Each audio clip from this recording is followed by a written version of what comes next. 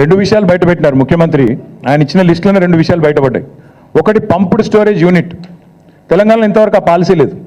మరి పాలసీ లేకుండా అదానికి కాడికి వెళ్ళి పైసలు ఎట్లా తీసుకుంటా అనుకున్నావు? పాలసీ లేకుండా ప్రపోజల్ ఎట్లా తీసుకున్నావు? నెంబర్ 1.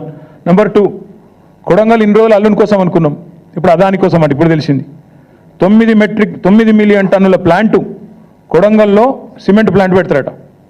మొన్న రామన్నపేటలోనేమో మొత్తం ప్రజలు మరలబడ్డారు, ఇక్కడ సిమెంట్ ప్లాంట్ పెట్టద్దు, అదానిది అంబుజా ప్లాంట్ అని.